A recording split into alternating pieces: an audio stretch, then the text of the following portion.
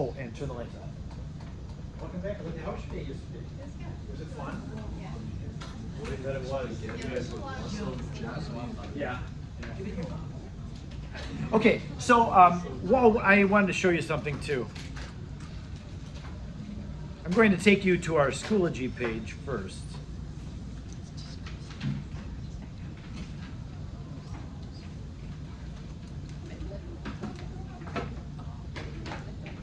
In our Schoology page, I haven't put anything from chapter 14 in here yet. It's just chapter 13 for right now. One of the documents on here, chapter 13 class examples, I'm going to suggest that you download this into Notability or whatever note-taking thing you use. This and the notes, I'll be going back and forth between those two frequently. I will expect to be done with chapter 13 by Thursday. So today, tomorrow, Thursday, 3 lecture days. That should cover chapter 13 in here. So you should be able, I mean, we'll be doing a lot of those. You should be able to do all of the homework by the end of Thursday. Like we'll cover everything. When we get back then, after break, there will be a day that maybe I'll give you a couple of example questions to just, you know, clear the fog out of our brain. But there won't hopefully be anything new that day. And then, you know, I'll give you the chance to ask questions or whatever. And then we'll do our quiz on Tuesday. All right? So have both of these open and ready. I'll start with the notes document. Mr. Moore. Yes. Does this chapter have anything to do with thermodynamics that much? Or? Yes. Equilibrium and thermodynamics are close. Yep. So yeah, maybe right off the bat, we're going to have, oh yeah, sure enough, first slide that with any content on it is got delta G term in it. Who's backing out? That's why I asked about thermodynamics because of delta G. Yeah. Now, with equilibrium, I didn't define equilibrium like this when we were talking about equilibrium in chapter 17, in the thermodynamics chapter. We saw equilibrium as the point in which a reaction has a delta G equal to 0. But it turns out now that we've talked about kinetics, in the kinetics chapter, all we did was we started with reactants and the reactants made products. We didn't talk about the reverse reaction happening at all. But you know what? It was kind of subtly built in to the kinetics chapter. If I can take you back to the example. What am I hearing? Is it outside? Yeah. Oh. I'm trying to lock in this distraction. It's not that. Okay, going back to that document where we talked about the kinetics, this is the last chapter. All these differential rate law examples that we did, I never even mentioned this, but now that we've been through it, I'll mention it, and we're talking about equilibrium. Every one of these, the rate of the reaction column, what does it say? It says initial rate. And then in the next example, number 2, the rate is given as initial rate. Number 3, number 4 actually, initial rate. Why did I keep saying initial rate? I didn't mention that before, and all of them are like that. Initial rate of increase of ClO2f, initial rate disappearance of it. What's that initial doing there? Why? It's because as a reaction proceeds and the reactants make products, as the products build up, they'll start reforming the reactants. So you'll have this reaction going and this reaction going. That will complicate the matter. A reaction will be fastest at the beginning of it. When you have the highest concentration of reactants, you'll have the most collisions between reactants, and that will allow the reaction to go the fastest. So when we see the initial rate, it's at the fastest. As the reverse reaction kind of kicks in, then the reaction rate slows down a lot. So we always, when we do with kinetics, we're just studying the initial rate of the reaction before the products really have a chance to build up. So, because the products can build up, the point at which the reaction rate going forward and the reaction rate going backwards, when those two are the same, then we don't see anything building up. We don't see any more products being made. There's no reactants being made. It's what we call a dynamic equilibrium. there's a forward reaction and reverse reaction, but they're happening at the same rate, so there's no overall change. So yeah, this is the best definition of what equilibrium is, that point of the reaction at which the forward reaction and the reverse reaction end up with having the same rates. At the beginning, this is higher, so we see the products being built up. But then when it gets to equilibrium, those two are the same.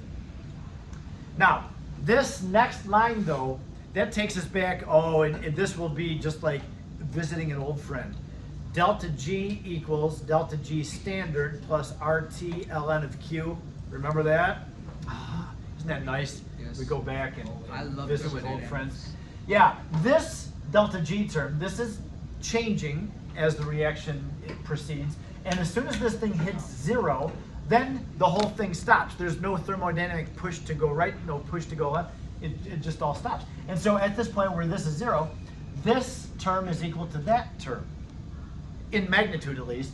We move that over to the other side, so delta G equals negative RT ln of K because of that.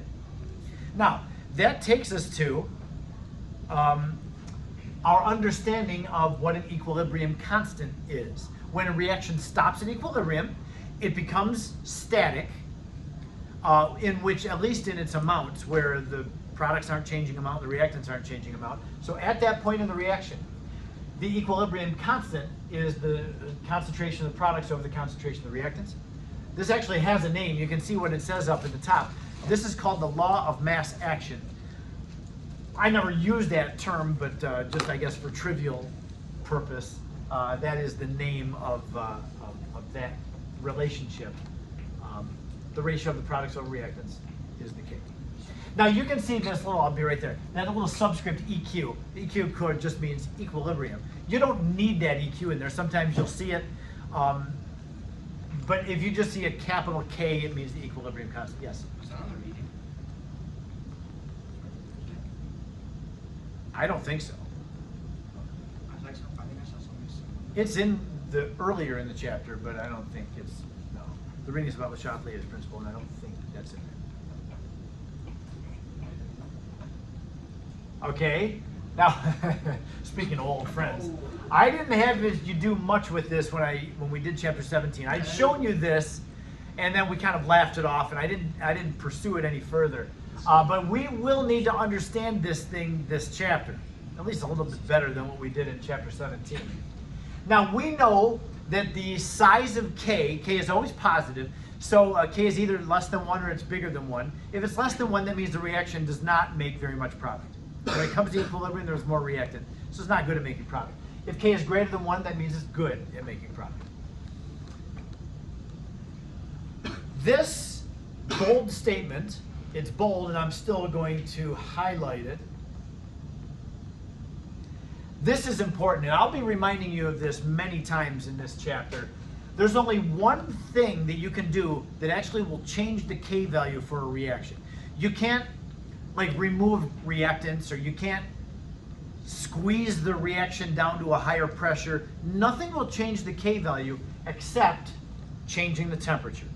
The temperature is the only thing that will affect the K value for a reaction. If you change the temperature, the K will change.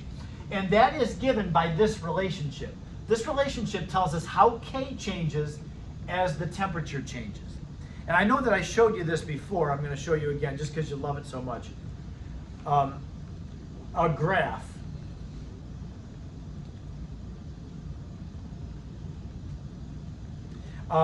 If we were to make a graph, changing the temperature and looking at what the equilibrium constant is over many different temperatures, if we made a graph of the inverse of temperature or how the inverse of temperature causes the natural log of the equilibrium constant to change.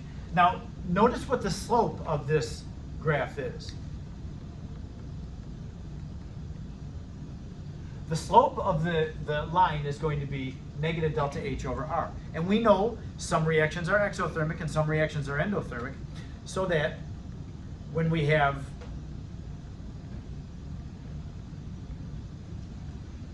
this graph having a negative slope, that means it was an endothermic reaction. Because the slope is negative delta H over R. So if delta H is positive, then that causes the slope to be negative because that negative sign. And you can also have a positive slope if it's an exothermic reaction. Because delta H is negative, and negative of negative makes a positive slope. So yeah, this is not the most pleasant theory or concept to work with, but we do have to understand it. And we'll talk more about how the temperature changes the delta H, and we have to use this relationship. And I'll be making this graph again. We can't really get away from it. This is the simplest relationship we can come up with. Because it's a linear relation, lines are always the simplest connection between two variables. If we have a parabolic connection or whatever, or an exponential is not bad, but linear is always the simplest. So that gives us very ugly axes here, but the relationship between temperature and K is visible here. So we'll have to use this. But this thing that I highlighted, this is a big one. Nothing will change the K value except for the temperature. So if you have a reaction that's sitting there at equilibrium, you have some products present that have been made, some reactants are still there that haven't reacted, but nothing is happening now. It's at equilibrium. If you somehow can add more reactants to it, now you've just thrown it out of equilibrium because it now has changed one of its, the components of the mixture. It does not mean that you're changing the K. Just because you've thrown it out of equilibrium doesn't mean that K is now different. K is still the same, but the reaction no longer is at equilibrium. So the reaction can shift to reestablish that equilibrium and get its ratio of products to reactants back to K. So yeah, we'll talk a lot about what K is. Remember that K is a ratio. It's a ratio of products over reactants, and that ratio is important to maintain. So if you throw the reaction off somehow, it's going to respond to try to get back to that comfortable ratio.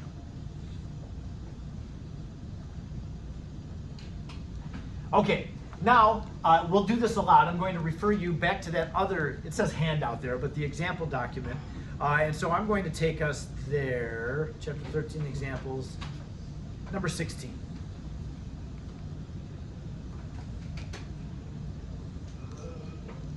All right, in number 16, we see this. This is a pretty simple example. We'll start simple, as we always do. Number 16, given the values for the standard free energies of formation below, calculate the equilibrium constant K at 298 for the reaction, this reaction. Okay, so given this reaction, we're given some delta G of formation values. Now, okay, little quick review, you'll know this one. There are two reactants and one product in this reaction, yet the information here only gives you delta G of formation of two of the three things.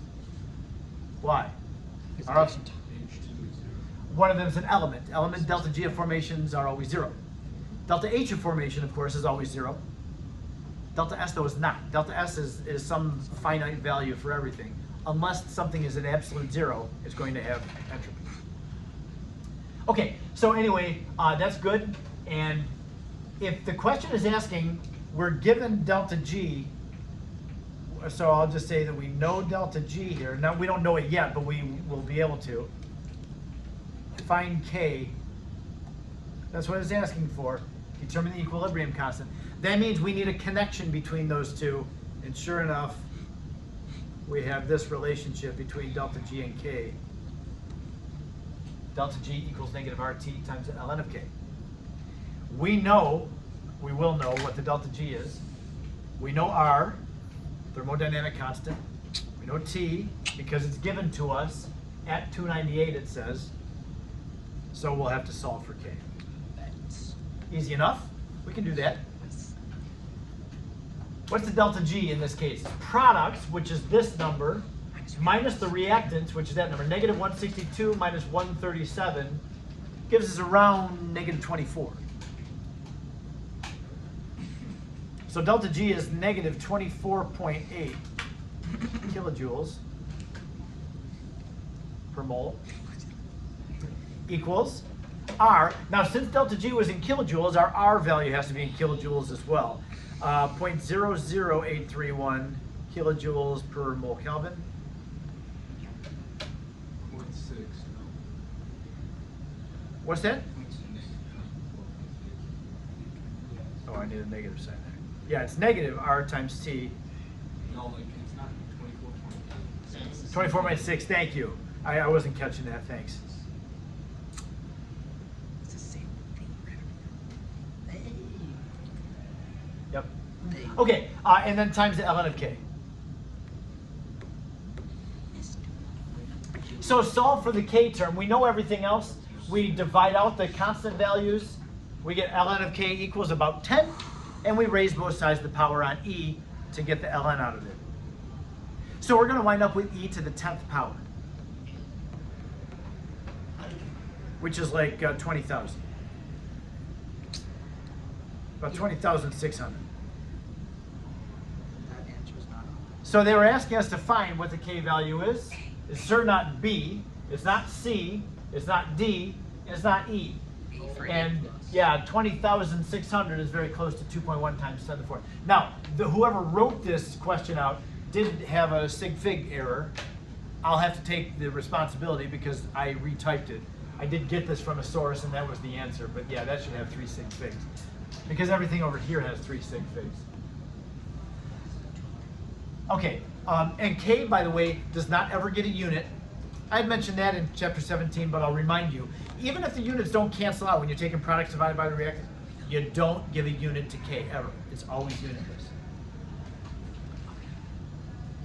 So the answer to that one is A. Another thing that I'll mention while we're talking about equilibrium constant and the possible values, the magnitude of k, delta G is pretty modest here. Negative 24 is not a huge delta G term for a reaction. You might have a delta G, you could easily have the decimal moved over 1 and have a delta G of negative 246. If the delta G was negative 246, then we'd be raising e to the power of 100 rather than 10. So it's not uncommon for us to have k values of like 10 to the 30th, 10 to the 50th power, 10 to the negative 30th power. So you can have huge k values. If you have a big delta G value, positive or negative, the k is going to be extreme. Now we do see that this reaction is spontaneous because delta G is negative. And anytime you have a spontaneous reaction, k is bigger than 1. Remember talking about that in the thermo chapter? Yes. We did. Oh, anything in the thermo chapter. Yeah, you're asking about the thermo chapter. Yes. Yeah. That's always that's Maybe just a little bit we'll talk about. Just remember, I'll always remember thermo. Doesn't test any good. Yeah. No. Okay, now speaking of thermo, the next slide here is going to take us back to a Hess's law kind of a context. Sometimes you're going to need to add equilibrium chemical equations together. If they have a k value, what do you do with the k's? When we learned Hess's law, when you add equations together that have a delta H, the sum of the equations would mean taking the sum of the delta H values. What about when you have a k value?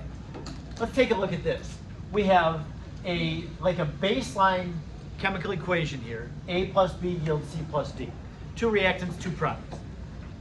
The equilibrium constant, since this does come to equilibrium given by that arrow, is products, C times D, over the reactants, A times B.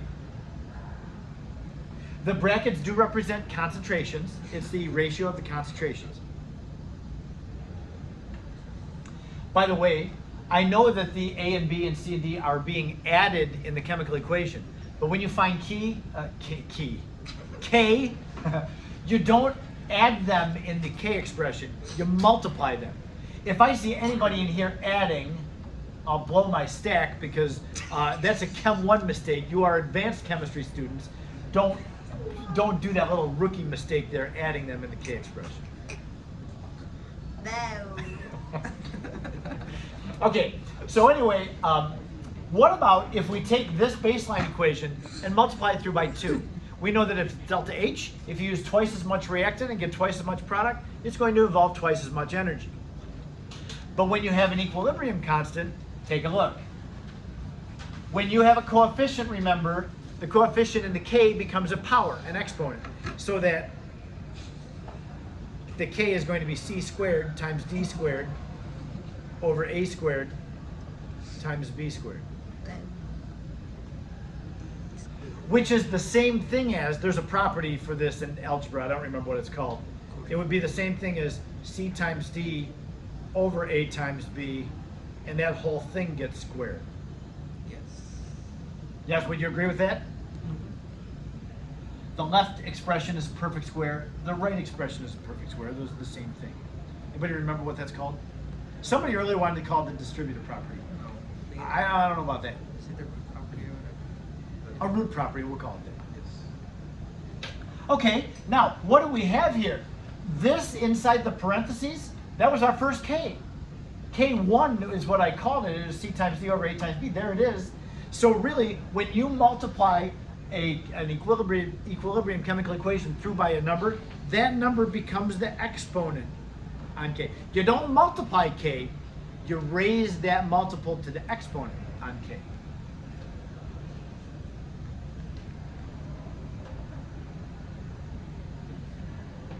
All right. Now, what about in our third example here, where we have taken our baseline equation and flipped it around? We know that for delta H, you just change the sign on the delta H when you flip it around. But in this case, what do? The K3 there would be products now, which are A and B, over the reactants, which are now C and D. How does this expression in K3 relate to K1? It's the inverse of it. So whenever you flip a reaction, a chemical equation around, you take the inverse of the K value.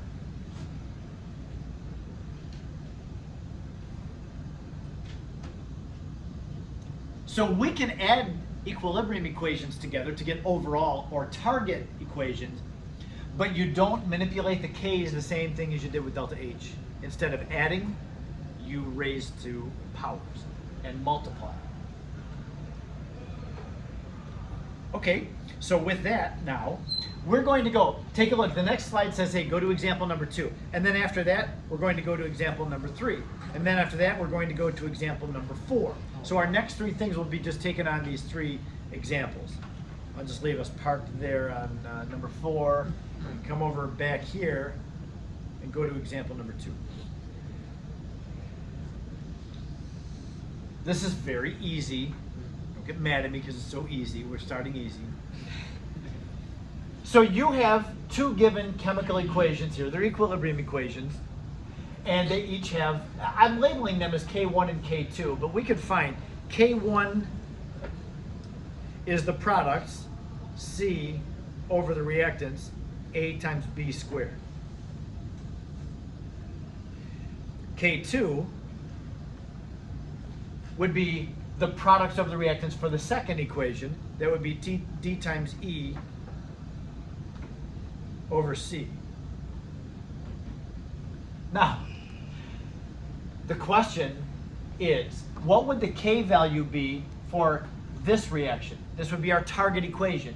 A plus 2B yields D plus E. Given these 2 Ks, can we add these 2 or manipulate them and add them together? Well, there's no manipulating needed. That's why I warned you it was so easy. Just add these 2 together. The C's are going to cancel out. Anything common to the right side and the left side can cancel out in the equation, just like it does in algebra. So yeah, add these 2 and you get that. Well, what does this equation's K value look like? The K for this is the products, D times E, over the reactants, A times B squared. So how do we take K1 and K2 and get this blue K? We have to multiply them together. Yeah, they have to be multiplied. This expression times that expression is going to cause the C to cancel out, and we'll have D times E over A times B squared. So when you add equations together, you multiply their K's. The correct answer there is D. When you add equilibrium equations, you multiply the K values.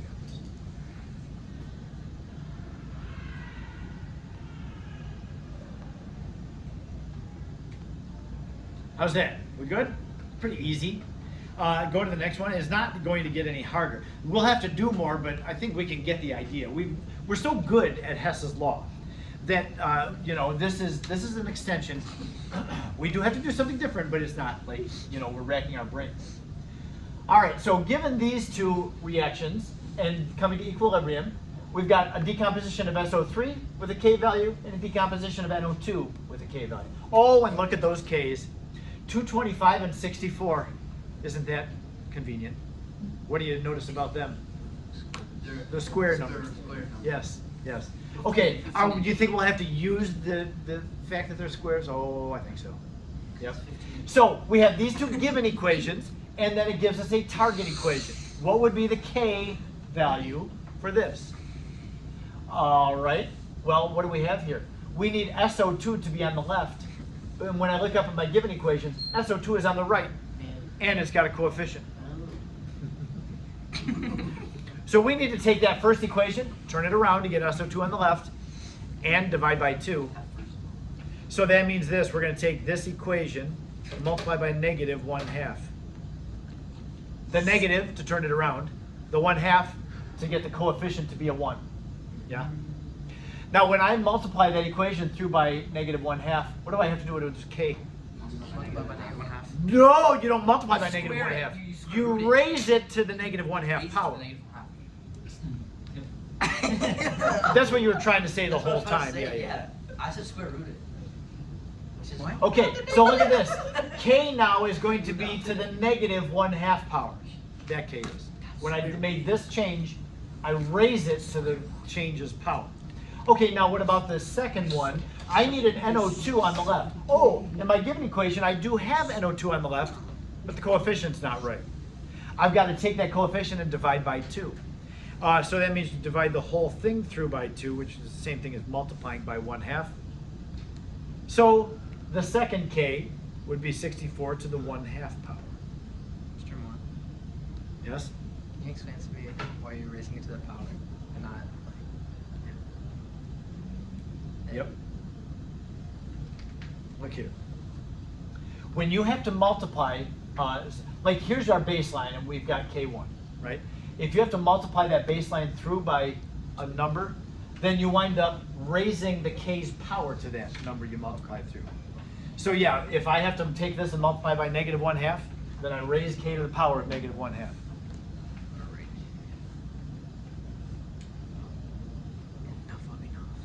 That's what I was doing here. So that when I get these two equations, now I haven't looked at the products yet. As with Hess's law, if I get the reactants in the right place, I'm hoping that the products just fall into place. So let's see if they do. They will. Taking that first equation, turning it around and multiplying by 1/2, I'm going to get SO2 plus 1/2 O2 yields SO3.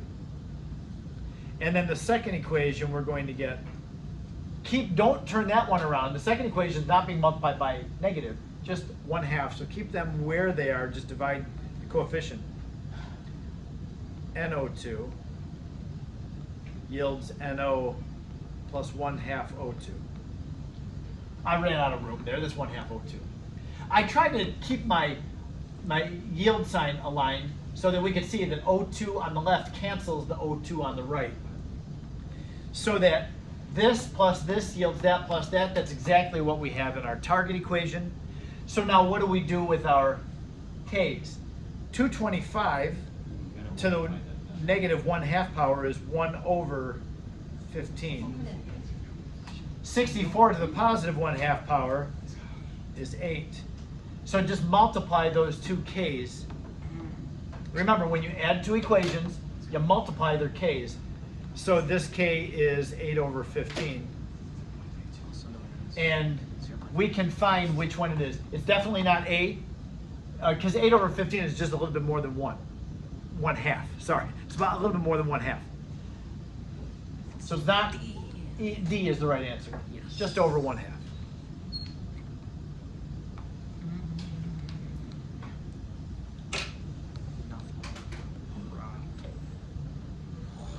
Okay, so we have to manipulate K's. Let's go on to the next example. Any questions about that one?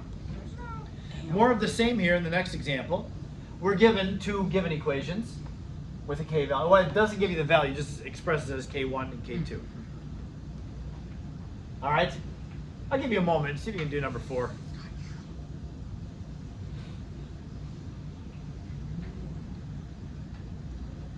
When you get an answer for it, show me the shape of the letter with your hands.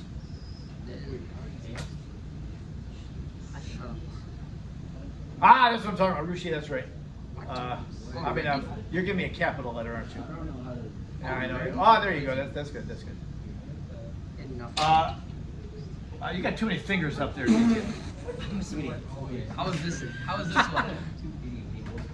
This is a good one. Well, yeah. If you weren't holding your stylus, I think I'd see it better. Yeah, there we go. That's better. I don't know what you're doing. Oh yeah. No. No. The answer is D. D. Yeah, that's what the D was. Oh no. You're giving me an A. I was seeing something like that. It's D. Because the second equation needs to be multiplied through by 2. We need 7 oxygens. We had 5 from the first, only 1 from the second. If we doubled the second one, the NOs will cancel out and we'll have 7 oxygens. Everything else will be in place. So that means since we multiplied the equation, the second equation through by 2, we raise the second k to the power of 2. It'll be k1 times k2 squared. Oh, not. Enough of it. I was thinking the answer was D. Or is that, no, sorry. It's B. It's just B, B. B for boy. B for bald boy. Yes? What's an example that we wouldn't multiply the case? If you're adding chemical equations that are equilibria, you always multiply the case. There's no examples of not multiplying the case. If you subtract, is that dividing? Yes. But we don't ever subtract equation. I've never had you subtract 2 equations. If we ever see a question like this, do we just instantly pick You won't ever have to subtract equations. So if we ever see an answer keys like this, don't we just pick like the one where we're multiplying? So you said you don't have anything else. Alright. Yep. Okay, we're going to go back now to our notes document. We've done 2, 3, and 4. 2, 3, 4. Now here's the last thing for today. There's 2 different ways that we can express an equilibrium constant for a reaction. Equilibrium constants only will apply to gases and aqueous things. You'll never have a solid nor a liquid in a K expression. No solids, no liquids, ever. And I mean it, ever. The only thing that go into K are the dispersed forms of matter, which would be gases and aqueous things.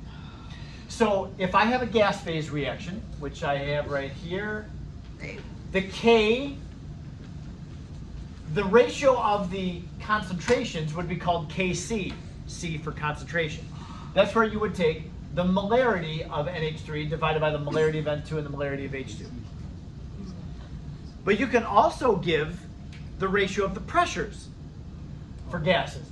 That would be called Kp, P for pressure. The ratio of the pressures would be the pressure of the products over the pressure of the reactants. Either K that you find, you still have to take the coefficients and raise the term to that power when you put it into the K value. All right, so if we have a Kc expression and a Kp expression, I guess that will raise the question, are Kc and Kp equal to each other? The answer is they're related but not necessarily equal to each other. So it wouldn't be the first day of a chapter without a derivation. I'm going to show you. You're welcome. I know that you're ready for one by now.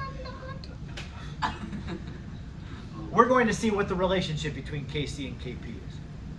And let's go now to the next slide, which will get us started.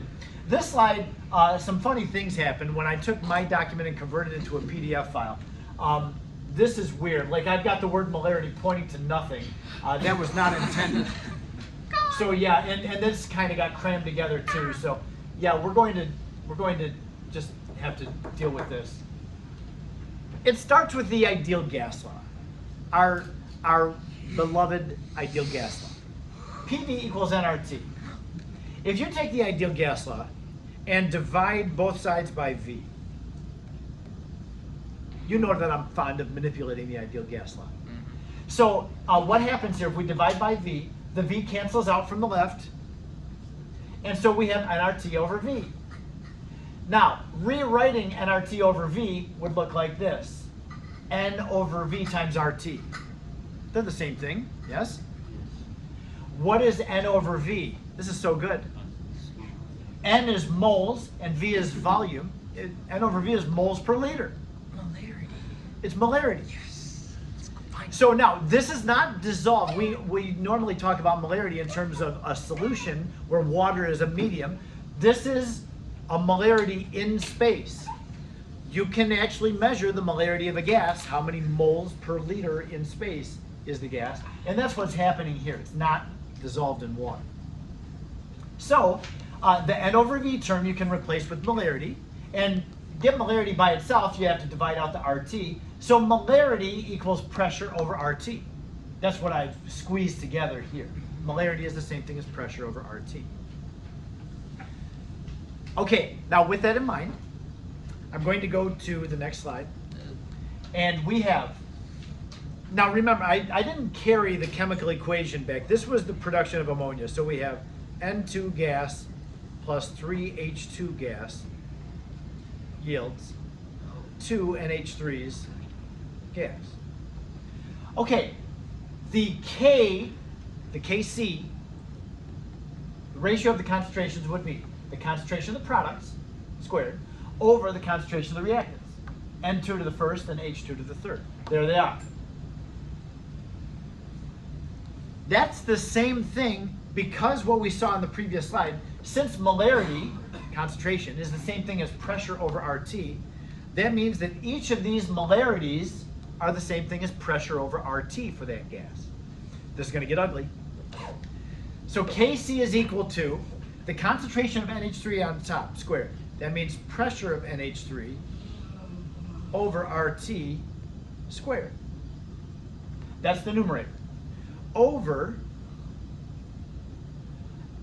the concentration of N2, which is the pressure of N2 over the RT, that's to the first power, times concentration of H2, which is the pressure of H2 over RT cubed.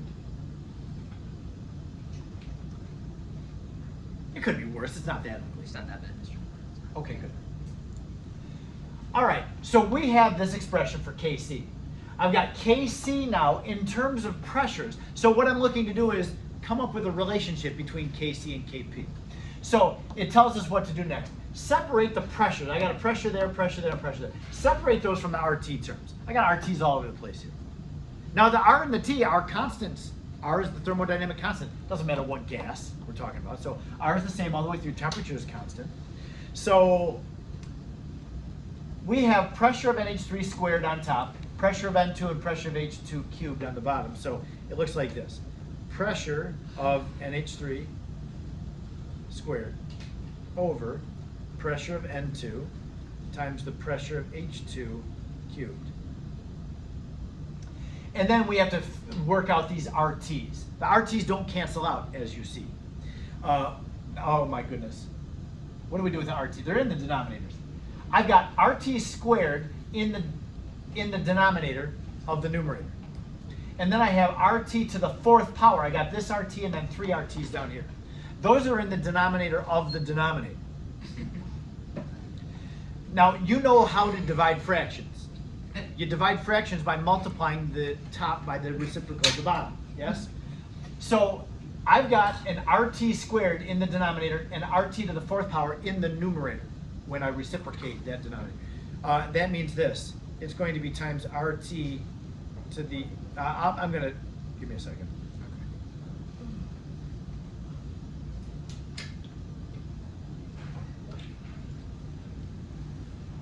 That's how it simplifies. The 4 RTs that were on the denominator of the denominator now are in the numerator. And the 2 RTs that were in the denominator of the numerator and stay in the denominator. Okay, so now you can see that this simplifies.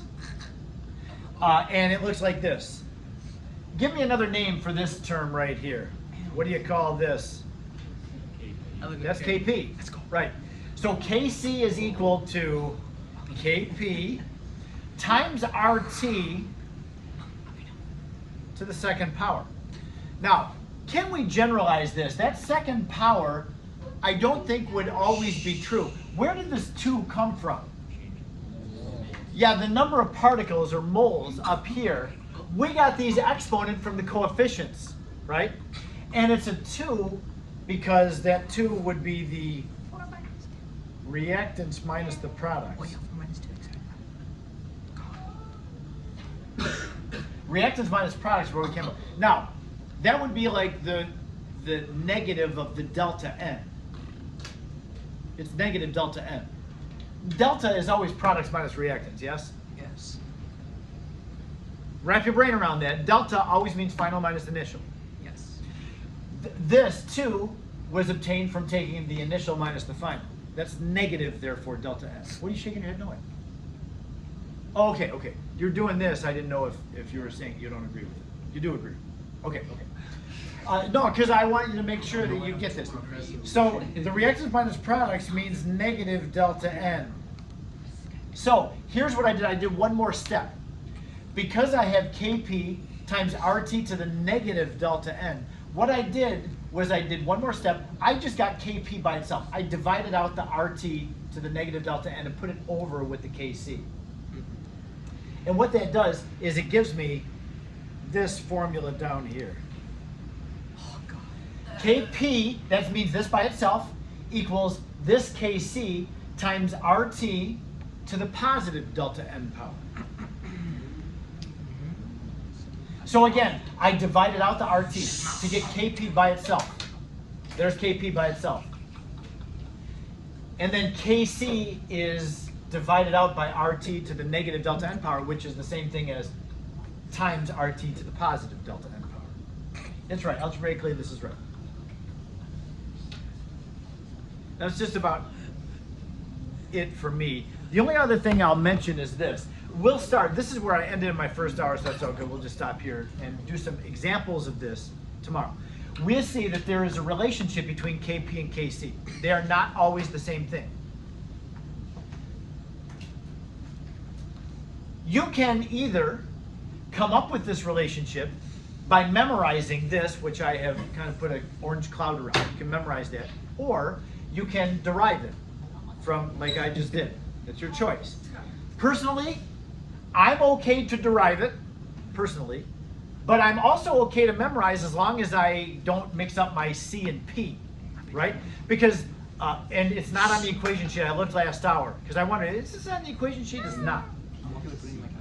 So here's the way I have to have a memory trick. Because if I'm taking a test and I'm nervous, I'm thinking, oh my gosh, which one is by itself? Is it Kp by itself or Kc by itself? Is it Kp equals Kc times RT, or is it Kp, Cp, I don't know, right? And so I'm nervous and I can't remember. And the more I get nervous, the more I can't remember. So I'm gonna share my memory trick with you. It's totally stupid.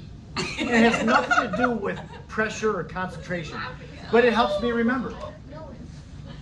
I think of this as the politically correct relationship. Mr. Moore, enough of that, please. I know it's stupid, but I remember that way, PC.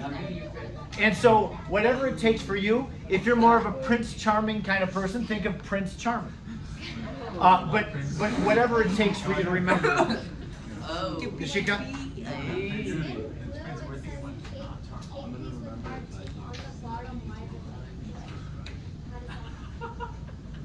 Where? Right here? Okay, Kp is being multiplied by RT. And what are you asking? How did it get by itself? Okay, here's how. I'll show you up here. I'm jumping over an algebraic step, and I'll show you. Right now, up in blue, I've got Kc equals Kp times RT. Look at this.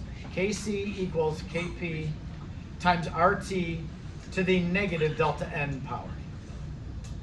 Remember, that 2 was obtained by taking the reactant coefficient minus the product coefficient.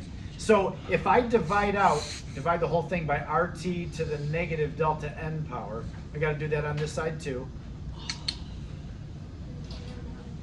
dividing by RT to the negative delta n is the same thing as multiplying by RT to the positive delta n.